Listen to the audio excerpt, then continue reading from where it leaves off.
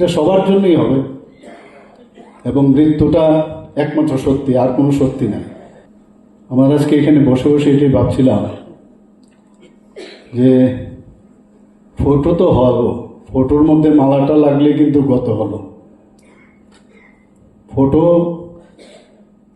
আমার মনে আছে, আমার এক সিনিয়র ডাক্তারবাবু উনি একদিন বলছিলেন, আরে আমাকে একজন মেডিকেল রিপ্রেজেন্টেটিভ আমাকে একটা ফটো দিতে এসছে, আমার ফটো। আমি ওনাকে বললাম, আমাকে ফটো বানিয়ে দিলি? মানে কথাটা কিন্তু এইরকমই, অর্থাৎ ফটো হয়ে গেলি, ওয়ালের মধ্যে ফটো লাগলো, আমরাও লাগাই, কিন্তু যখন ওই ফটোতে মালাটা লাগে তখন কিন্তু গত হয়ে যায়। আজকে এখানে এরকম একটা মুহূর্তে যেখানে ফটোর মধ্যে মালা আমরা দিলাম, ওনার প্রতি শ্রদ্ধা নিবেদনের জন্য আমরা সবাই মালা এবং ফুল দিয়ে ওনাকে শ্রদ্ধা নিবেদন করলাম। এটা সবার জন্যই হবে এবং মৃত্যুটা একমাত্র সত্যি, আর কোনো সত্যি নাই। এবং আমরা কিন্তু এগুলো ভুলে যাই, সত্যটাকে আমরা মানতে রাজি হই না। বিভিন্ন সময় বিভিন্ন কাজ করি, একবারও ভাবি না যে আমার কিন্তু শেষ পর্যন্ত আমার মৃত্যু অবধারিত। যে কোনো ব্যক্তি মারা গেলে অনেকে আছে যে এমন সব কাজ করে যে তার স্মৃতিচারণা করতে গেলে শেষ হবে না। কাজে প্রতিটা ব্যক্তি এমন কাজ করা উচিত যার স্মৃতিচারণা যখন করবে তার স্মৃতি নিয়ে এত কথা থাকে যেন শেষ করা যায় না, এরকমভাবে প্রতিটা মানুষ কাজ করা উচিত। অনেকে খুঁজতে হয়, কারো স্মৃতিচারণাতে আসতে গেলে খুঁজতে হয় কি ওর ভালোটা কটা আছে।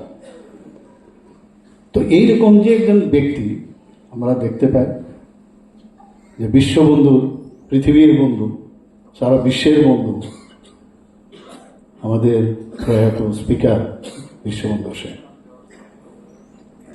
যে অপারেশন যেটা হয়েছিল সেটা কিন্তু এখানে কিন্তু একদম 100% বেটার হয়েছে, সেটা এইমসের যারা এসছেন ডাক্তারবাবুরা সেটা কিন্তু ওনারা বলেছেন।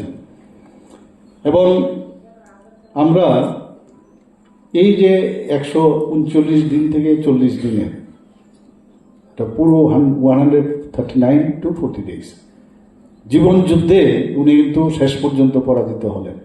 একে তো সবসময় জীবন যুদ্ধ নিয়ে ওনার সবসময় ওনার যে ইতিহাস আমরা শুনি, যেভাবে মানে কমিউনিস্টদের বিরুদ্ধে উনি প্রতিরোধ এবং প্রতিবাদ করেছেন সেটা ইতিহাস সবাই জানে।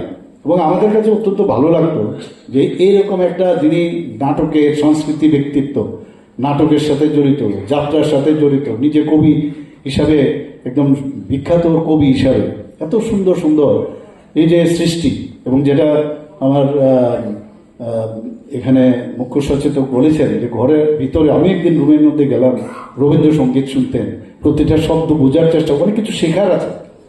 আমরা কিন্তু কানে কমও শুনি, আবার দেখিও কম, আর না শুনে আমরা মানে অনেক কিছু বলি, আবার দেখেও না দেখে অনেক কিছু বলি। তো এইসব ব্যক্তি বুঝেন, দেখেন এবং এটাকে হৃদয়ঙ্গম করার কারণেই কিন্তু শ্রেষ্ঠত্বের একটা অধিকার হয়েছে।